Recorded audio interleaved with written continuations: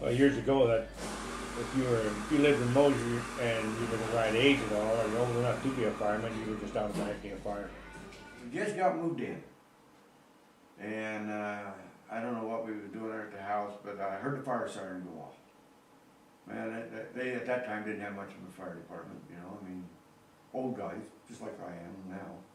But anyway, I come running down to see if I could give them a hand. Well, it was a drill. That's all it was. And that's how I got started with the fire department. I joined the fire department that simple. It got me out of school when there was a fire. That's a good answer. That was my reason. That's the best answer I could hear.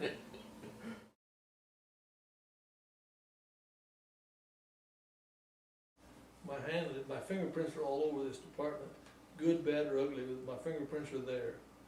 And I don't know if it did us any help or not. Oh yeah, Phil Reeves, man, he's been a wonder to this fire department. Hadn't been for him, our fire department would probably folded. I used to be really good about putting batteries in everything. It upset me if something wouldn't run. You can't put the fire out if you can't get the rig there. So the rig has to run in order to get there. If anything has to be repaired, welded or anything, he's good at that. He knows how to do it. He gets it done. Nobody else even fools him, he just does it. Yeah, so I had to step up to the plate. And even though, you know, Vic took care of everything,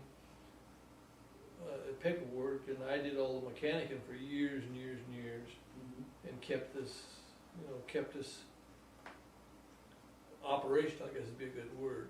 And I tried to keep the equipment so that if somebody showed up to put the fire out, they had something to drive and get there with it, so they could make a showing. And I guess that's where I was probably worked best at it. I see like Vic Hamilton up here now, he was chief for 26, 27 years, something like that. And he gave it up whenever we finally elected Jim. He decided he'd take it. And Vic wanted to give it up because he says it's just too time consuming. Because see, if anybody has a water pipe break, who do they call? Fire department. If their basement floods, who do they call? Fire department.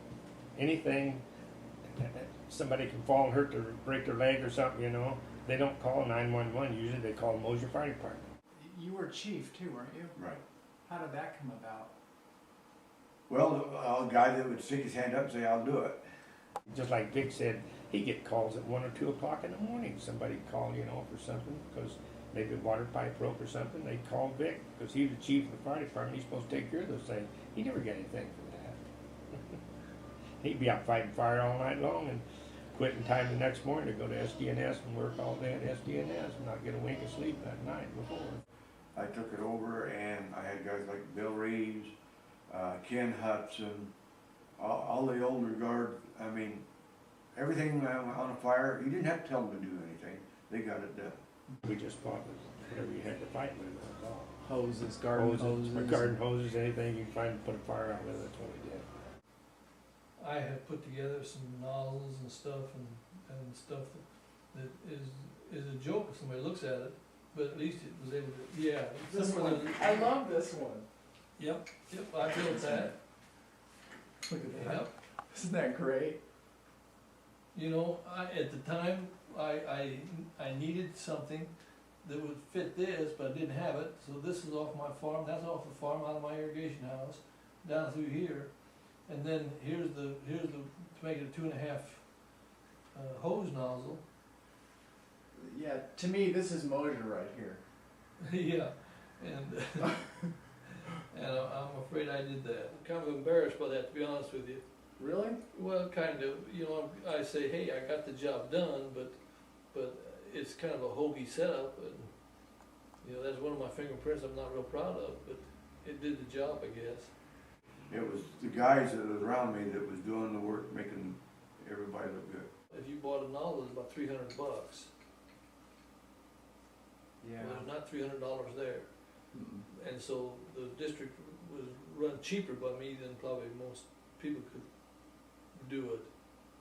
But also, you know, that hurt us in the long run maybe, because there's not much money available now, because you can't raise the taxes now. It was an old Willys 4x4 with about a 135-gallon tank on it.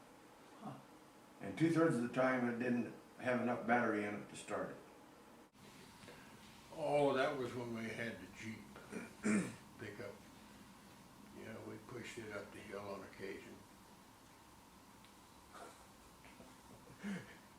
Mosier Fire Protection District, and basically you got 20 men, if you got that.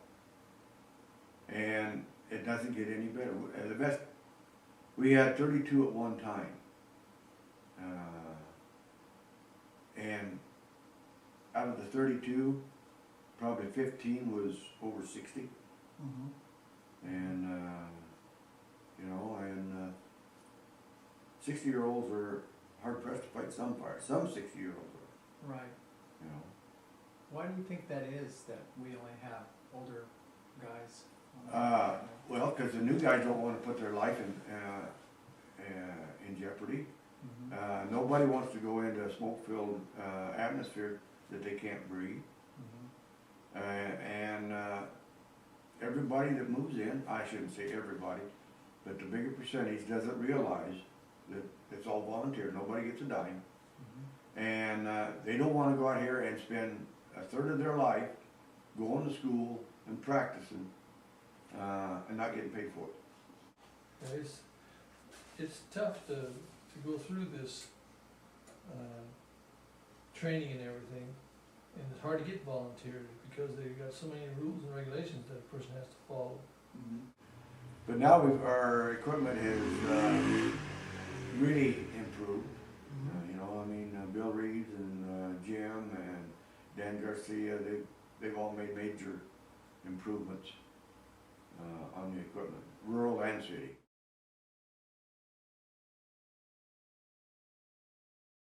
Glenn Cutler out here, we had a fire, it was up at Rock Creek over here, and it was this garage, the guy's garage was catching fire. So we took off to it, you know, and Glenn got down there and he got one of the fast attack trucks. He drove it out of the station, he thought, well, I'll start the motor up so it's already warmed up and ready to go when we get up there. So he jumped out, you know, and gave it a crank and started the pump Started up. the pump, like, he had a habit of doing that, starting the pump and make sure it was running, so when he got in the fire, he'd have it all ready to go. And left the station, and on his way up there, well, the hose, nobody had closed the hose on the, on the hose reel, and so the nozzle was open the whole time. And then jumped back in the truck, he didn't notice it was spraying water out. When he got up to the fire all the way up there, we had no trouble finding the fire, we just followed the water trail all the way up to the place. We pulled up in front of him, he jumped out and grabbed the hose, no water. Gone.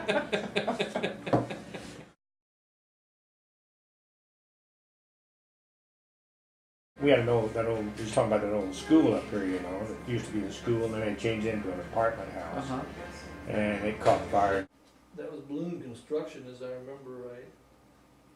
And it was too dangerous, balloon construction's too dangerous to have a school in, so they closed it and they sold it to somebody who put it in an apartment, 4-plex apartments. It was just a death trap, really, because it was so old and dry, and you know, it'd been built years and years and years ago, so it's been standing there forever. But it got to the point that people were living in those apartments. You know, it was a 3-story apartment, and we were really afraid to go up there because the stairway, they never did any repair work to the building, and the stairway was really in bad shape. So he was just almost afraid if we ever had a fire to go up those stairs to fight fire, because we were afraid the stairway would fall in. But the only fire hydrant we have to draw water from was down on the street down below. And it was fully engulfed in fire by the time anybody reported. Well, that building went completely down, and the only thing left standing was the stairway.